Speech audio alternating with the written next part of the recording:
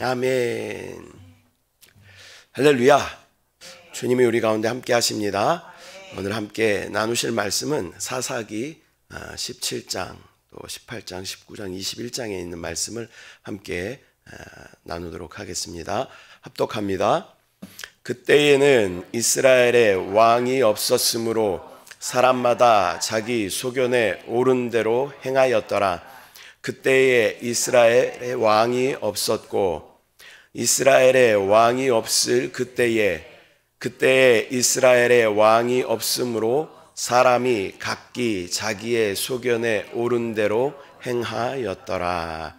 아멘. 오늘 함께 읽은 말씀은 다 사사기의 말씀입니다. 사사기.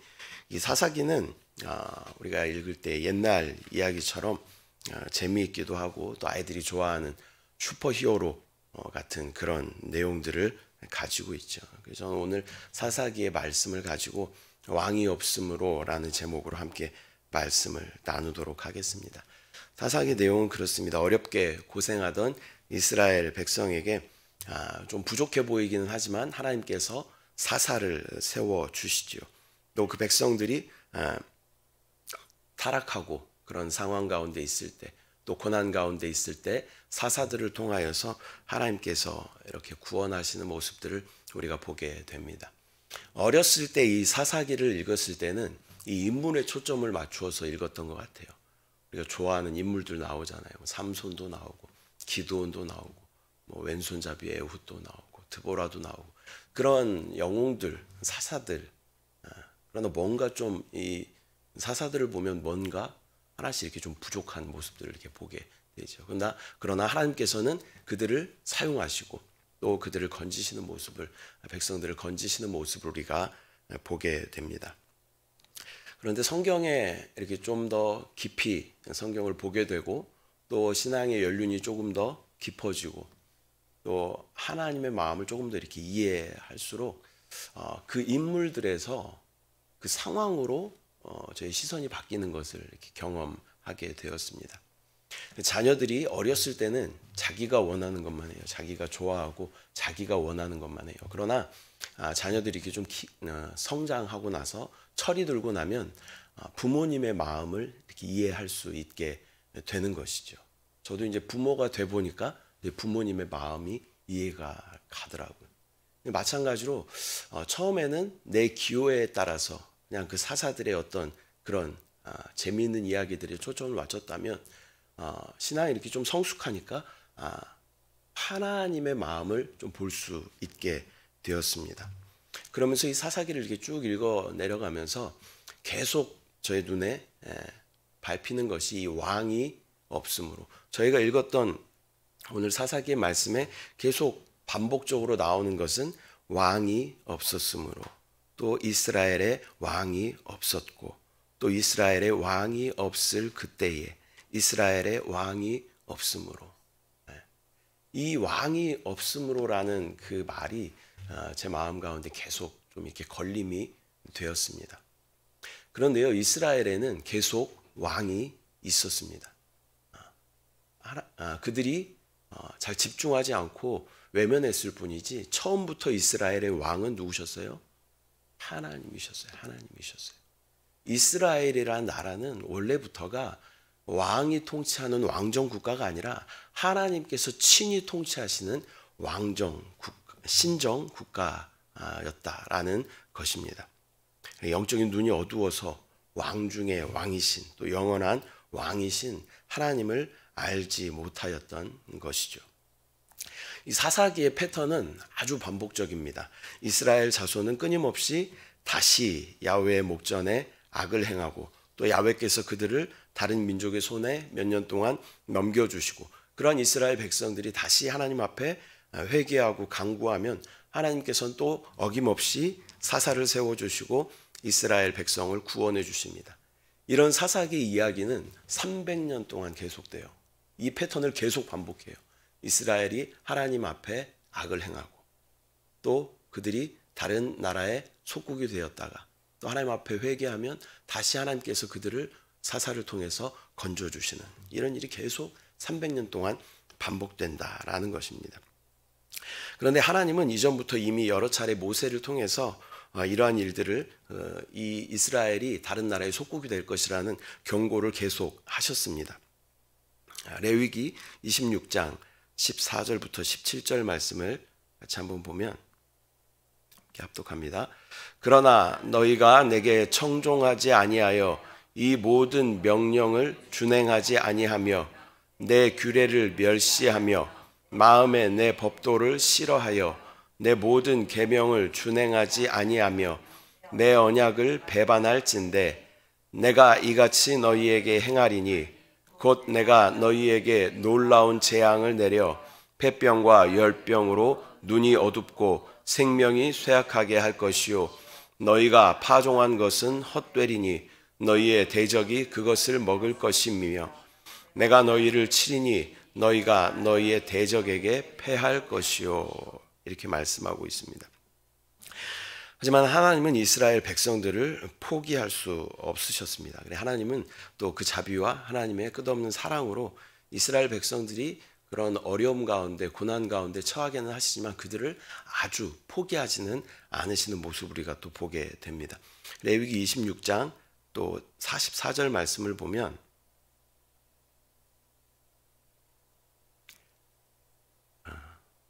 44절 말씀 봅니다. 그런즉 그들의 원수들의 땅에 있을 때에 내가 그들을 내버리지 아니하며 미워하지 아니하며 아주 멸하지 아니하고 그들과 맺은 내 언약을 폐하지 아니하리니 나는 야훼 그들의 하나님이 됨이니라. 아멘. 그들이 어려움 가운데 있을지라도 하나님께서는 그들을 아주 내버리지 아니하시고 그들은 내 백성이 될 것이다 라고 하나님께서는 말씀하고 계십니다. 하나님께서는 하나님의 약속을 성실하게 지켜주셨습니다. 하나님은 선하십니다. 또 우리가 사랑과 자비를 얻을 만해서 용서를 받을 만해서 하나님께서 용서해 주시고 피할 길을 내시는 것이 아니라 하나님의 전적인 선하심으로 우리를 향한 주체할 수 없는 그 사랑으로 우리를 용서하신다는 것을 우리는 알아야 합니다. 그렇다면 사사기에 나타난 이스라엘 백성의 문제는 무엇이었을까요? 이스라엘 백성들의 첫 번째 문제는 바로 처음과 마지막이 너무나 달랐다는 것입니다. 이스라엘의 이야기를 들을 때 이스라엘은 선민이죠. 선민. 그러나 구약의 이스라엘의 선민인 것처럼 신약을 살아가고 있는 그리스도를 믿는 우리 모두는 이스라엘이란 이름이 나올 때 우리의 이름을 대입해야 될 줄 믿습니다. 그래서 그들의 삶을 볼 때 또 그들의 하나님이 그들을 대하시는 것을 볼 때 우리의 삶을 대입해서 봐야 하는 줄 믿습니다. 첫 번째 문제는 처음과 마지막이 너무나 달랐다는 것입니다. 사사기의 처음은 이렇게 시작합니다. 함께 합독합니다. 여호수아가 죽은 후에 이스라엘 자손이 야훼께 여쭈어 이르되 우리 가운데 누가 먼저 올라가서 가나안 족속과 싸우리이까. 21장 그때에 이스라엘의 왕이 없으므로 사람이 각기 자기의 소견에 옳은 대로 행하였더라. 아멘. 1장 1절 말씀 보면 뭐라 그래요? 야훼께 여쭈어 이르되.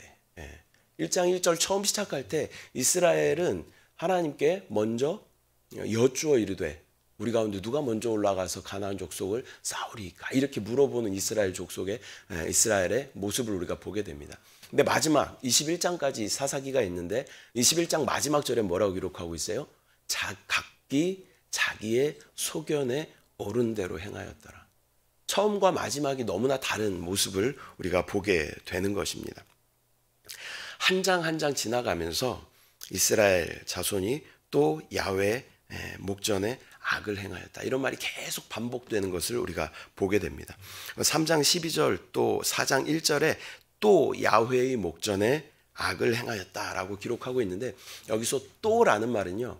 그냥 한 번 했고 또 했고 또 했고 이런 의미가 아니라요. 한 번 했는데 그보다 더한 것을 하고 또 그보다 더한 것을 하고 가중적인 의미가 그 안에 포함되어져 있다라는 것입니다. 또 10장 6절에 다시 야훼의 목전에 악을 행하였다라고 기록하고 있는데 여기서 다시라는 말도 동일한 의미입니다. 어떤 것을 계속 반복하다, 더 많이 하다 그런 의미를 가지고 있다라는 것입니다. 단순히 지난번의 악을 되풀이하는 것이 아니라 거기에 더 다양한 종류의 악을 더해서 행하는 모습들을 우리가 보게 된다라는 것입니다.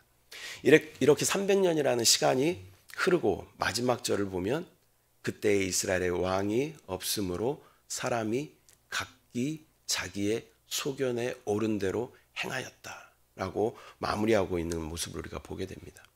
야훼께 여쭈어라고 시작했던 이 사사기의 말씀이 각기 자기의 소견에 옳은 대로로 끝을 맺고 있습니다. 안타까운 그런 마음으로 우리가 읽게 되죠. 그러나 우리의 모습도 잘 점검해 봐야 된다는 거예요. 우리가 처음에 그리스도를 뜨겁게 만나는 경험들이 있죠. 성령을 체험을 뜨겁게 한 경험들이 있어요. 그러나 우리의 신앙을 잘 지켜야 된다는 거예요. 처음에는 내가 뜨거운 마음으로 주님 앞에 신앙을 시작했지만 나중에 흐지부지하고 세상의 사람과 별반 다름 없이 그렇게 신앙생활을 마무리하는 사람들도 많이 있다라는 것입니다. 날마다 우리 가운데 부어주시는 그 새 영으로 말미암아 날마다 그 처음 사랑을 우리가 기억하고 그 처음 사랑을 회복해야 할 줄 믿습니다. 또 그 처음의 열정을 회복해야 할 줄 믿습니다. 우리가 신앙의 연륜이 깊어지면 깊어질수록 하는 말이 뭐냐면요, 나 때는 말이야. 그리고 예전에는 나도 다 해봤어. 이런 말 우리가 할 때가 참 많이 있어요.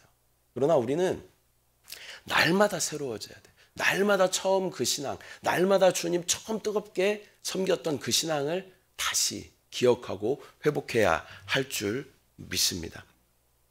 그 계속 우리 가운데 질문해야 합니다. 왕이 없으므로 라는 질문을 계속 해야 할 줄 믿습니다. 이 사사기를 기록하였다고 추정하는 사무엘이 이 사사기를 기록했다라고 우리가 추정하는데요. 기록할 때 얼마나 그 안타까운 마음으로 이 글을 기록하였겠습니까? 하나님의 그 눈물의 역설이 아마 이 사사기에 나타나 있는 이 왕이 없으므로, 하나님의 그 안타까운 마음이 이 왕이 없으므로에 들어있는 줄 믿습니다. 내가 왕이야. 내가 너희의 왕이야. 그런 안타까운 마음으로 하나님께 사무엘을 통하여서 이 글을 기록한 줄 믿습니다. 첫 번째 문제는 처음과 시작이 너무 달랐다라는 것입니다. 두 번째 문제는 여호수아 시대의 그 백성들은 자녀들에게 믿음을 제대로 전수해 주지 못하였다라는 것입니다. 사사기 2장 10절 말씀 같이 한번 읽어보겠습니다. 시작. 그 후에 일어난 다른 세대는 야훼를 알지 못하며 야훼께서 이스라엘을 위하여 행하신 일도 알지 못하였더라. 아멘. 그 후에 일어난 다른 세대는 야훼를 알지 못하며, 이게 몇 장 말씀이에요? 2장이에요. 사사기가 몇 장까지 있다 그랬어요? 21장까지 있는데 불과 2장이 지났는데 그 후에 일어난 다른 세대는 야훼를 알지 못하며, 그 자녀들에게 하나님을 제대로 알려주지 않았다라는 것입니다. 우리는 어쩌면 중요한 것을 간과하며 또 타협하며 합리화하고 있는 줄도 모르겠습니다. 이스라엘 백성들처럼 자녀들에게 신앙을 조금씩 양보하다 보면 왕이 없는 자녀들이 되고 맙니다. 왕이 없는 것의 결과는 무엇입니까? 바로 혼란과 부패입니다. 우리가 조금씩 양보하다 보면 시간이 지난 후에 우리 자녀들은 혼란과 부패를 면치 못할 것입니다. 그리고 왕 없이 자기 소견에 옳은 대로 행하다가 하나님의 심판을 당하게 될지도 모릅니다. 양보할 것이 따로 있습니다. 우리가 신앙에 대해서는 절대 자녀들에게 양보해서는 안 되는 것입니다. 순간순간 주님께 묻고 또 성경을 가르치고, 우리가 계속 그 자녀들을 붙잡고 있을 수는 없잖아요. 그래서 계속 가르쳐 줘야 할 것이 무엇이냐면, 네 안에 성령님이 계셔. 그 성령님이 너의 삶을 인도하셔. 그 성령님은 뭐라고 하셔? 네 안에 지금 성령의 기름 부으심이 뭐라고 말씀하셔? 이렇게 계속 그 안에 있는 성령의 말씀하심을 계속 우리가 깨닫게 해주고 그 성령을 따라 살 수 있는 법을 가르쳐 주어야 할 줄 믿습니다. 또 성경의 말씀을 읽는 것, 성경을 기뻐하고 말씀을 기뻐하는 것을 계속 가르쳐 주어야 할 줄 믿습니다. 유럽의 많은 교회들을 보면서 또 미국의 교회들을 보면서 걱정하는 소리들이 많이 있습니다. 수많은 선교사를 파송했던 그런 기독교 국가였던 또 많은 유럽의 국가들 또 미국의 예배당이 텅텅 비어있는 모습을 우리가 많이 접하게 되는 것이죠. 또 이슬람으로 그 예배당이 넘어가는 일들을 우리가 보게 됩니다. 또 부모 세대가 자녀들에게 조금씩 양보하였던 그 보이지 않던 그 간극이 지금의 현실을 만들고 있다라는 것입니다. 그런데 이것이 비단 미국이나 유럽의 일뿐만은 아니에요. 제가 얼마 전에 기독교 방송을 들었는데요. 한국이 이대로 가다 보면 기독교 인구가 우리 자녀들이 어른이 됐을 때 기독교 인구가 4%래요. 4%. 충격적이죠. 근데 이 코로나 시대를 지나면서 이게 더 막 빠르게 가속화되고 있는 것 같아요. 지금 현재 기독교 인구를 추산하기로는 10%, 15%가 채 되지 않아요. 근데 이게 아주 빠른 속도로 감소하고 있다는 거예요. 우리가 자녀들에게 이 영원한 생명을 양보해서는 안 된다는 것입니다. 영원한 생명에 대해서 계속 이야기해 줘야 되고 또 영원한 나라가 있다는 것을 계속 이야기해 줘야 되고 우리 안에 계신 살아계신 예수 그리스도에 대해서 계속 강조해야 하는 줄 믿습니다. 두 번째 문제는 바로 다음 세대에게 하나님의 그 신앙에 대한 것을 정확하게 전수하지 못했다라는 것입니다. 세 번째 문제는 비슷한 맥락이지만 또 세상과의 관계를 완전히 처리하지 못하고 조금씩 그 틈을 주었다라는 것입니다. 여호수아 시절에 이스라엘 백성들은 대부분의 가나안 그 산지를 점령하고 손에 넣었습니다. 후에 여호수아가 죽으면서 하나님을 섬기고 그들이 시작한 일, 즉 가나안을 정복하고 또 우상을 숭배하는 모든 가나안 사람들을 진멸하는 일을 마무리하라라고 당부합니다. 이 여호수아의 유언과도 같은 일이에요. 하나님 섬기는 일을 가나안을 잘 정복하고 또 우상을 섬기는 가나안 족속들을 진멸하라라고 유언하고 있습니다. 그러나 이스라엘 백성들은 어느 것도 그것을 이루어내지 못하였습니다. 그 가나안 사람들의 종교적 그 삶을 받아들이기 시작했고요. 또 그것에 대한 심각성을 조금도 느끼지 못하고 조금씩 세상과 타협하면서 혼탁한 민족성을 갖게 되었다라는 것입니다. 오래지 않아 가나안과 이스라엘 간의 구별은 희미해지기 시작하였습니다. 우리는 우리의 삶 가운데 어느 정도의 여지를 두고 행할 때가 있습니다. 이 정도는 괜찮을 거야 라고 우리의 삶 가운데 어느 정도 타협하며 여지를 두면서 우리의 신앙생활을 할 때가 많이 있다라는 것입니다. 그러나 이것은 사단에게 틈을 주는 것입니다. 옛 속담에 이런 속담이 있습니다. 바늘도둑이 소도둑 된다. 그런 속담이 있어요. 근데 바늘도둑이요, 처음부터 옆집에 있는 소를 훔칠 계획은 아니었을 거예요. 바느질을 하려고 그랬는데 옷이 구멍이 나서 바느질을 하려고 그랬는데 바늘이 없어요. 그래서 옆집에 이렇게 보니까 대청마루에 바느질 상자가 있어. 그래서 바늘 한번 쓰고 갖다 놔야지. 그러다가 바늘 한번 썼는데 안 갖다 준 거예요. 그러다가 프라이팬이 없어. 프라이팬도 훔쳐. 솥단지가 없어. 솥단지 훔쳐. 그러다 보니까 솥까지 훔치게 된 거예요. 우리도 마찬가지. 조금씩 양보하다 보면 그것이 마음의 가책이 없이 그것을 행하는 우리의 모습들을 우리가 많이 보지 않습니까? 또 어떤 속담이 있냐면요. 가랑비에 옷 젖는 줄 모른다. 이런 속담이 있어요. 가랑비가 이렇게 부슬부슬 내려요. 그래서 이 정도쯤이야 하고 우산 없이 나갔다가 어떻게 돼요? 쫄딱 젖는 거예요. 우리가 하나님 앞에 조금 더 경각심을 가지고 나 스스로에게는 조금 더 엄격한 기준을 가져야 하는 줄 믿습니다. 사단은요, 바보가 아니에요. 사단이 얼마나 영리한데요. 사단이 우리에게 야, 너 오늘부터 하나님 믿지 말고 나를 따라. 이렇게 할까요? 그럼 누가 사단을 따르겠어요? 예수 믿는 사람들이 누가 사단을 따르겠어요? 절대 그렇게 하지 않아요. 사단이 얼마나 영리한데 조금씩 틈을 주는 거예요. 야, 너 교회 나가. 그런데 다음 주부터 나가. 이렇게 하는 거죠. 야, 너 이제 새벽에 기도해. 근데 내일부터 해. 이렇게 하는 거예요. 말씀 읽어야지. 읽는데 다음 다음 달부터 읽어. 계속 이렇게 조금씩 우리에게 틈을 엿보고 그 틈 가운데 파고들어서 하나님과의 관계를 계속 멀리 이간질시키는 것이 사단의 계략이다라는 것입니다. 다이어트에 성공하지 못한 이유가 뭐예요? 오늘까지 먹고 내일부터 다이어트한다. 그러다 100% 다이어트를 제가 실패하고 있지 않습니까? 사단이 꼭 이렇게 우리 가운데 역사한다는 거예요. 뭐 내일부터 해.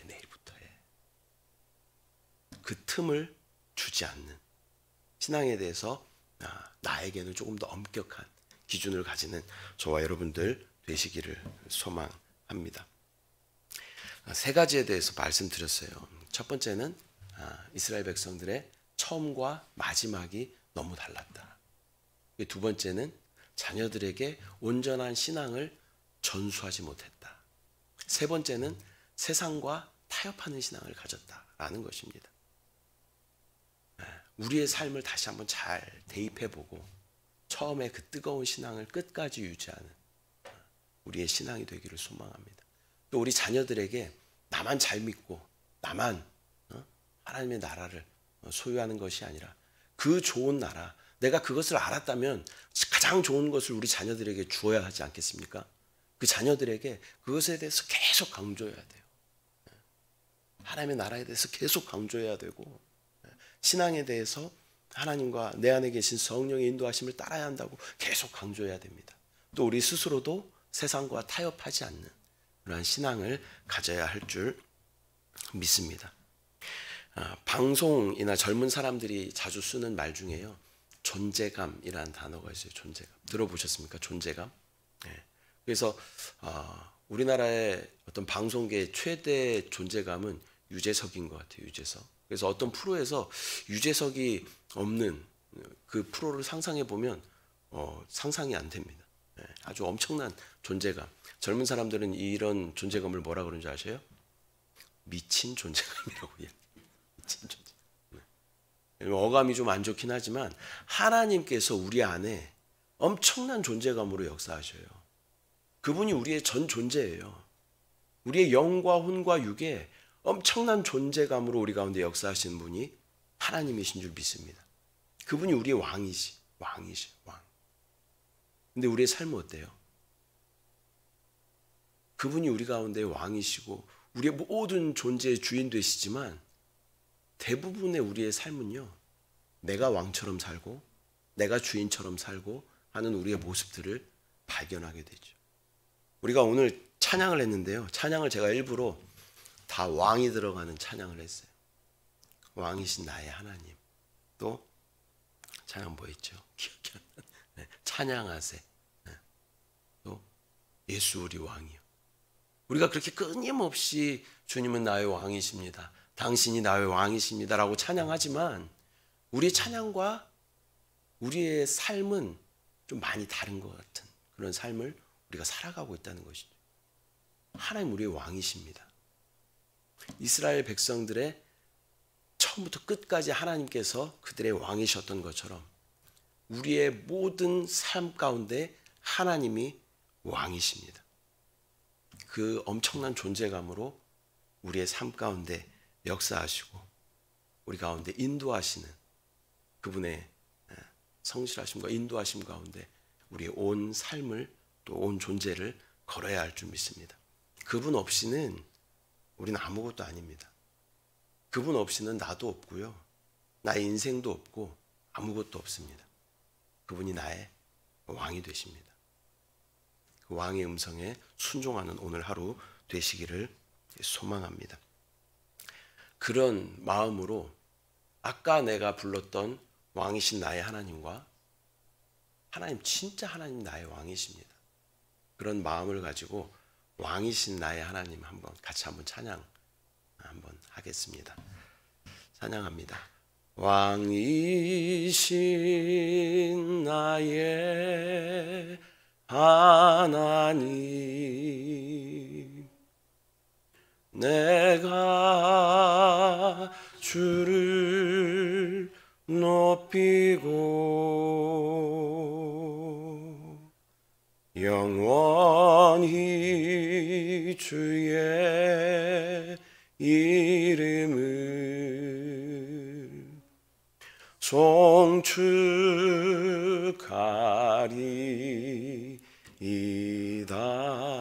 다시 한번 찬양합니다. 왕이신 나의 하나님, 내가 주를 높이고 영원히 주의 이름을 송축하리이다.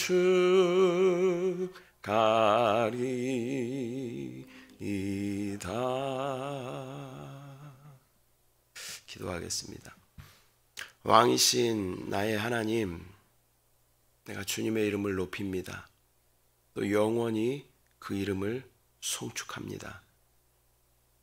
이스라엘의 처음부터 끝까지 하나님께서 왕이셨던 것처럼 우리의 인생의 모든 순간 주님께서 우리의 왕이시지만 이름뿐인 홀뿐인 왕으로 주님을 불렀던 우리의 교만함을 이 시간 주님 앞에 회개합니다. 주님이 나의 온 존재의 완전한 왕이십니다. 우리 안에 왕으로 좌정하셔서 우리의 삶을 인도하시고 우리의 삶 가운데 하나님의 놀라운 생명과 능력으로 충만하게 역사하여 주시옵소서. 내가 주인 되었던 나의 삶을 주님 앞에 회개합니다. 이제는 주님께 묻고 주님이 원하시는, 주님이 기뻐하시는 것을 선택하는 하나님의 백성, 주의 자녀 되게 하여 주시옵소서. 예수님의 이름으로 기도드립니다. 아멘. 하늘에 계신 우리 아버지여, 이름이 거룩히 여김을 받으시오며 나라가 임하시오며 뜻이 하늘에서 이루어진 것 같이 땅에서도 이루어지이다. 오늘 우리에게 일용할 양식을 주시옵고 우리가 우리에게 죄 지은 자를 사하여 준 것 같이 우리 죄를 사하여 주시옵고 우리를 시험에 들게 하지 마시옵고 다만 악에서 구하시옵소서. 나라와 권세와 영광이 아버지께 영원히 있사옵나이다. 아멘.